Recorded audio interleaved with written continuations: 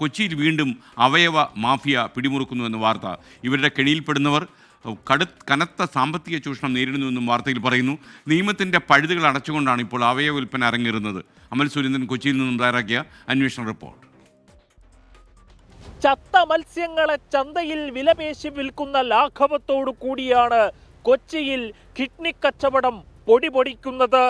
മട്ടാഞ്ചേരിയിലെയും ചെല്ലാനത്തെയും സാധാരണക്കാരായ ചേരി നിവാസികളെയും പലയിടങ്ങളിൽ നിന്നായി കൊച്ചിയിലെത്തിയ ലൈംഗിക തൊഴിലാളികളെയുമാണ് ഏജന്റുമാർ ലക്ഷ്യമിടുന്നത്.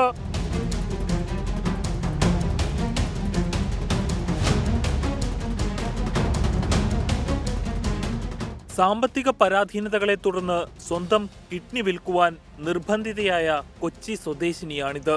എറണാകുളം കടവന്തറയിൽ സ്ഥിരതാമസമാക്കിയ ലത എന്ന ഏജന്റ് മുൻകൈയെടുത്താണ് ഇവരുടെ സർജറി നടത്തിയത്.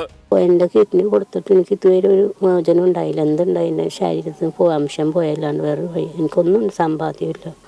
ഡോക്ടർമാരോട് പേഷ്യൻ്റ് ആൾക്കാരാണ് ഇവിടുന്ന് പരിചയപ്പെട്ടതെന്നൊക്കെ പറയണം. നമ്മളിങ്ങനെ കാശിനാണ് കൊടുക്കണമെന്നും പറയരുത് എന്ന് പറയും. കുഴപ്പമില്ല, ഞങ്ങൾക്ക് ആളുണ്ടാക്കാം എന്നും പറഞ്ഞിട്ടാണ് ആളുണ്ടാക്കിയത്. ഞങ്ങളെയും ഭാര്യയെന്നും പറഞ്ഞിട്ട് അവർക്ക് 50,000. ശസ്ത്രക്രിയ നടത്താൻ ഉദ്ദേശിക്കുന്ന ആശുപത്രിയോട് ചേർന്ന ക്യാൻറ്റീനുകളിലും ഹോട്ടലുകളിലുമാണ് കൂടിക്കാഴ്ച. ഏതെങ്കിലും കാരണത്താൽ ഒരാശുപത്രി ശസ്ത്രക്രിയ നിരസിച്ചാൽ മറ്റൊരിടത്തേക്ക് വേഗത്തിൽ അവയവദാതാവിനെ എത്തിക്കും. കിഡ്നി വിൽക്കുവാനുണ്ടെന്ന വ്യാജേന ഞങ്ങൾ ഏജന്റിനെ കാണാൻ തീരുമാനിച്ചു. ലാഘവത്തോടെ തന്നെ ഏജന്റ് കിഡ്നിയുടെ വിലയുറപ്പിച്ചു.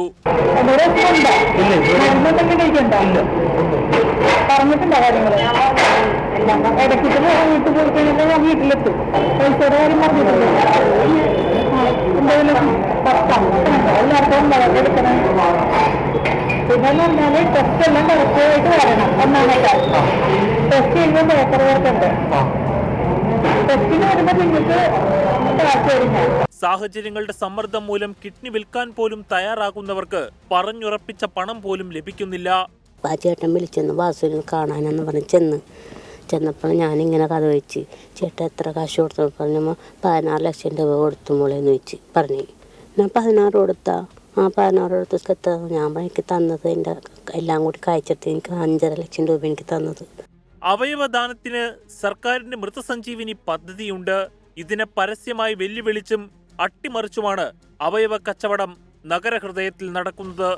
അവയവം കൊടുക്കുന്നവന്റെ ജീവനായാലും അവയവം വാങ്ങുന്നവന്റെ ജീവനായാലും ഒരേപോലെ വിലപ്പെട്ടതാണ്. അതിൽ പണമുള്ളവനെന്നോ പണമില്ലാത്തവനെന്നോ ഭേദം കാണേണ്ടതില്ല.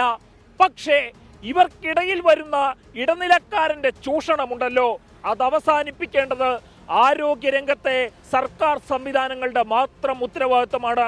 അമൽ സുരേന്ദ്രൻ, 24 കൊച്ചി. ഈ അവയവദാനം വല്ലാത്ത പ്രതിസന്ധി നേരിടുന്ന കാലമാണ്.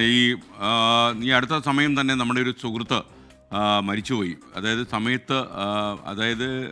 കിഡ്നി സമയത്ത് കിട്ടിയില്ല, ലിവർ കിട്ടിയില്ല.